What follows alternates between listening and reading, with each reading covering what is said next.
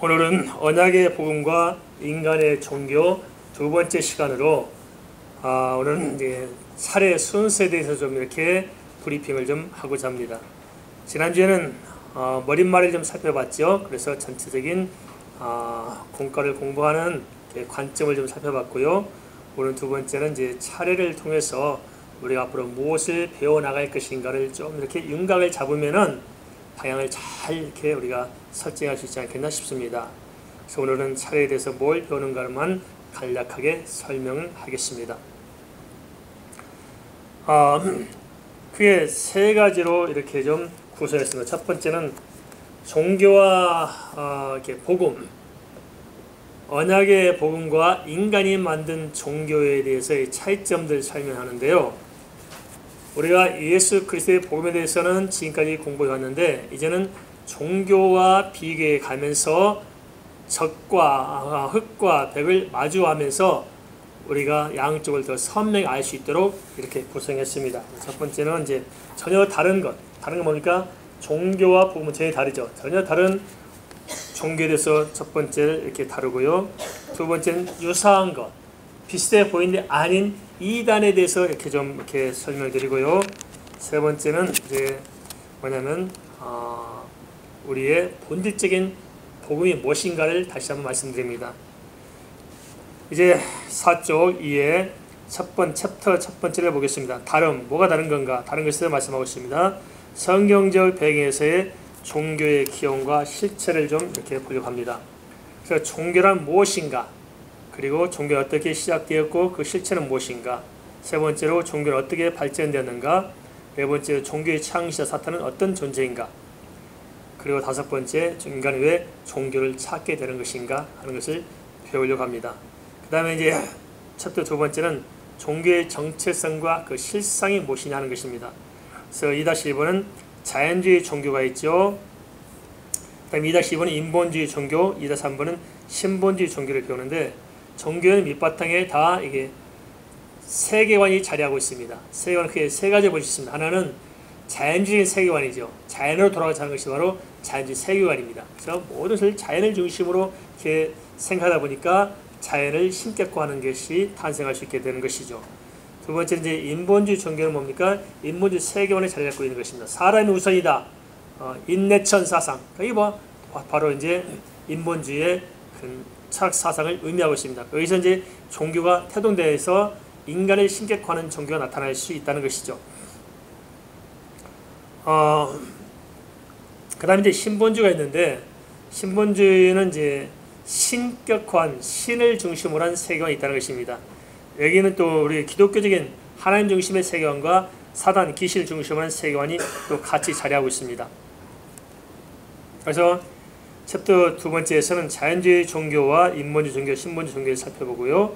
그 다음에 종교 안에 자리 잡은 혼합주의가 무엇인가. 우리 한국도 그렇지만 전 세계적으로 종교는 사실상 모든 것이 다 혼합되어 있습니다.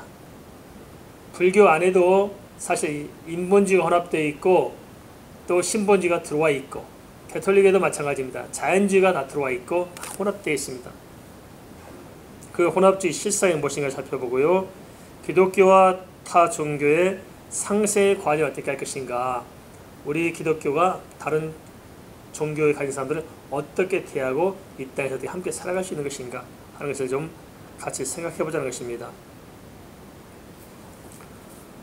기독교 안에도 여러 가지 문제가 있죠. 우리 한국 기독교는 한국의 오랜 역사와 전통 속에서 자리하고 있어서 첫 번째 우리 한국 기독교의 영향을 뭘 가지고 있냐면 무속입니다. 무속. 토테미즘이라는 무속들의 영향을 받아가지고 우리가 그 신비주의적인 신앙생활을 하신 분이 있습니다. 겉으로는 기독교인인데 속으로는 무속으로 이렇게 예수를 쫓고 다니는 사람이 있어요. 실질적으로. 그 다음에 두 번째 들어온 것이 뭐냐면 불교가 들어왔죠. 불교. 그래서 불교적인 색채를 가지고 인생에 자칫 허무주의에 빠질 수가 있습니다. 그렇다면 그런 이야기 우리 가운데도 있는 것이고요. 그래서 뭐 세상을 다 버리고 산다. 자꾸 세상을 떠나 산다. 자꾸 이렇게 세상과 우리 어떤 교회를 이분적 법적으로 이렇게 생각한다든지 자꾸 이런 식으로 접근하는 것들 다 불교적 영향이 좀 우리에게 있다는 것입니다. 그 다음에 유교가 우리에게 영향을 미쳤어요. 그래서 사실상 율법적인 신앙생활을 가지고 있는 분들이 있습니다. 실제는 유교의 영향인데 그래서 성교로 착각하는 경우가 있다는 것입니다. 이런 점들이 사실상 우리에게 내재되어 있고요. 그 다음에 이렇게 상생 문제도 우리가 한번 생각해 필요가 있는데, 한국 상황은 참 특별합니다. 한국은 불교가 있고 유교가 있고 또 기독교가 있고 다른 종교도 있는데, 한국은 지금까지 한 번도 종교 간의 전쟁을 치러본 적이 없어요. 그죠? 이런 거 보면 참 한국 사람 참 마음이 아랑이 넓은 거예요, 이게. 우리도 누가 뭐 불교 믿는다고 뭐 이렇게 뭐 우리가 뭐라 안 하잖아요. 일단 사람은 사람 인정하고. 간혹가다 기독교인들이 처신머리를 잘못한 경우가 있어요. 뭐냐면 땅 밟기 한다고 하잖아요. 이게 참 이게 얼마나 이게 촌스러운 것인지 모르겠습니다. 이거 하지 말아야 됩니다. 실제 그렇잖아요. 오늘 중들이 여행합니다. 기독교 단체 와가지고 자기 절 주변을 맨날 돈대요. 나오게 하면서 절 무너지라고. 그러면 이 절간 중들이 회개하고 돌아올까요? 고집이 더 생겨요. 입장에 밖으로 생각해 보세요. 우리 교회가 있는데 중들이 목탁도들 가면서 우리 교회 빙빙 돌면서 교회 무릇 하고 있으면 우리가 이게 고마워요, 열받아요. 열받아요. 그러니까 이게 기독교를 잘못 오해하는 겁니다, 이 사람들이. 이게 얼마나 무속적인 것인지. 이게 참 선거단체를 하고 난다고 하는데 진짜 이걸 뜯어 고쳐야 됩니다. 기독교가 그렇게 값싼 게 아니거든요. 우리가 타 종교인들을 할지라도 그 종교가 가지고 있는 그 우상에 대한 것은 우리가 거부할지 모르지만 그들의 어떤 인격과 그들을 존중하고 사랑으로 다가서도록 이야기하는 것이지, 가서 보면 괜히 불상을 때려 부시고 뭐 가지고 문화재를 때려 부셔가지고 또 말썽이 이렇게 많잖아요. 얼마나 유치한 발상들인지 이런 것을 우리가 정돈이 안 돼 있어요. 그래서 제멋대로 신앙이 너무나 많이 깔려 그것이 마치 믿음이 큰 것처럼 뭐 이렇게 생각하는데, 그런 점을 어떻게 할 것인지 한번 좀 성경적으로 정할 필요가 있을 것입니다. 그런데 유사함이죠. 다른 것이고, 유사함은 뭐냐면 이단들처럼 겉보기는 다 유사해 똑같아요. 그런데 다른 게 있습니다. 그래서 이단은 무엇이며 초대교회는 어떤 이단들이 있었는가? 이단들은 끊임없이 반복되고 있잖아요. 오늘날 기독교 안에 파고든 주 이단의 이단성은 무엇인가? 이단들의 성계성 및 교리에 주된 오류는 무엇인가? 이단들의 공통적인 특징은 무엇인가? 왜 이단들이 발생하며 그 예방책은 무엇인가 하는 것을 좀 보므로써 이단에 물리지 않잖아요. 열심히 신앙생활 한다고 하는 사람들 가보면 이단에 의외로 많이 속습니다. 신천지만 해도 거의 18만, 20만이 되는데 이 신천지가 다 어디서 간 사람들이에요? 교회에서 간 사람들, 교회에서. 교회에 20만이 어디 갔고, 하나님 교회라는 사람들 다 이게 뭐 신체보다 규모가 크다는데 그 사람들 어디서 간 거예요? 다 교회에서 간 거거든요. 모든 이단들은 교회에서 생긴 거예요. 교회에서 탁 끌어다가 이단을 만들었거든요. 도대체 이 많은 사람들이 왜 이단이 될까요? 언제 말씀드렸습니다만 정확히 교회 다니는 사람들이 650만이랍니다. 650만. 650만 중에서 크리스찬하고 명부를 내세워서 650만인데 그 중에 150만이 이단들. 그러니까 이게 뭐 대충 따지면 뭐 네 사람 중에 한 사람은 이단 아닙니까? 이게 다 교회 안에서 만들어진 거거든요. 왜 그러냐? 이단이 무엇인지를 모르는 거예요. 잘못된 것이. 유사하고 비슷하고 그래서 하니까 그게 그것인지 알고 가고 있는데 아니라는 것입니다. 근데 여기까지는 우리가 종교와 이단은 좀 그래도 웬만큼 구별이 돼요. 그런데 진짜 구별이 못하는 게 뭐냐? 교회 안에 들어와 있는 이게 유사 복음인지 아닌 게 많아요. 그걸 정말 우리가 잘 분별해야 됩니다. 대표적인 것이 율법주의와 성경적 복음은 다른데 우리는 율법주의 너무 꽉 붙들리는 것입니다. 그 다음에 신비주의. 이 신비주의와 성경적인 것은 다른데 신비주의를 마치 은혜받은 것처럼 착각하는 게 너무나 많습니다.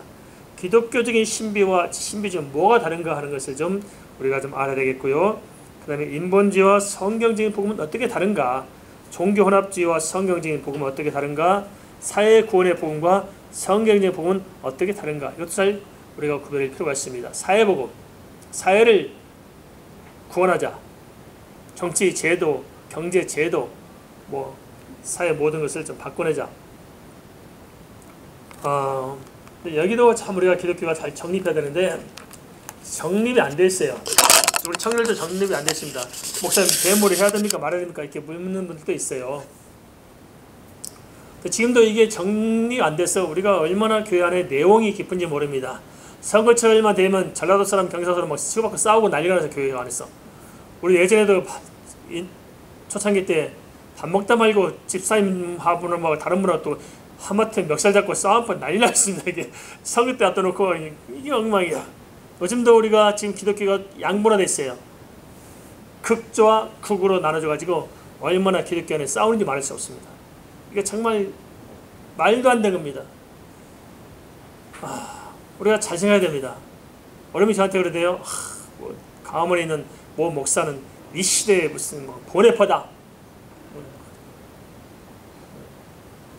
보네퍼라는 사람 있잖아요. 독일 사람, 2차 대전 히틀러를 암살했던 사람. 그 사람이 미국에서 유학해서 미국에서 사람들 말리에까지 돌아가지 말라고 미국에서 교수 자리에서 교사라고 그러니까 독일의 처참한 상황을 보고 가서 쫓아가서 독일에 가서 결국은 히틀러에서 죽어 히틀러 암살시키려고 하다가 미친 운전수를 끌어내야 된다. 그래서 저한테는 자꾸 그래서 보네퍼를 요구하기를 제가 했습니다. 여보시오, 그 목사는 보네퍼가 아니고 대한민국은 생각해보시오. 독일 아니고 무슨 문 대통령은 히틀러가 아니지 않느냐. 정확히 분별하게 이 사람들은 그렇게 휩쓸리지 말고 극좌 극우 간에 우리 기독교는 하나님의 말씀을 중심으로 이 시대에 조명하신 하나님의 말씀을 듣고 극좌 극은 바로 지도해서 백성들을 화합시키고 진정 성경이 말하는 성경적 가치를 실현해 내도록 이끌어가는 것이 목사 할 일이지. 한쪽에 치우쳐가지고 막 그쪽 가서 뭐 그냥 아닌 쪽을 막 그냥 매도하고 그냥 못 잡아서 안 달라고 소리 이빨 들이놓고 이런 거 되겠냐 이게. 당신의 그리스도가 누구요? 당신 뭘 믿고 사시오? 그 사람이 당신의 그리스도입니까? 지금 너무 이렇게 유치하게 하는 게 너무 많아요. 우리는 이런 생각들이 아직 안 잡혀 있어요. 기독교인으로서 기독교적인 가치, 성인의 가치를 가지고 이 시대를 어떻게 할 것인가. 그래서 진짜 성경이 말하신 무엇인가를 바로 가지고 있어야 됩니다. 사회주의니 뭐니 뭐 하는 또 이렇게 논란이 많아요. 성경적인 가치관이 아직 몰라서 그런 거예요. 사람들 성경이 뭘 말하는 걸 딱 보면 훤히 들어 보이는데 이게 안 잡혀 있기 때문에 그렇다는 것입니다. 그래서 사회권의 복음과 성경적인 복음은 어떻게 다른 것인가를 또 우리가 좀 살펴봤으면 좋겠다 싶고요. 복음은 인간에게 어떻게 성취되는가, 이제 본질적인 문제입니다. 그리고 복음은 이 세상에서 어떻게 시작되었는가, 아담과 하와 이후 복음의 본질은 어떻게 계시되는가, 성경 언약이란 무엇인가, 복음은 어떻게 계승되었는가, 그리고 이제 마지막 시대에 대한 성경적인 통찰로 성경적인 복음의 핵심 진리는 무엇인가, 세대주의 종말론의 문제점은 무엇인가, 마지막 시대의 적그리스도는 어떻게 나타나는가, 예수 그리스도의 지혜름은 어떻게 성취되는가, 마지막 시대 신앙생활을 어떻게 해야 할까 하는 것들을 좀 공부하려고 합니다. 하나 살펴보니까 좀 입맛이 땡기죠.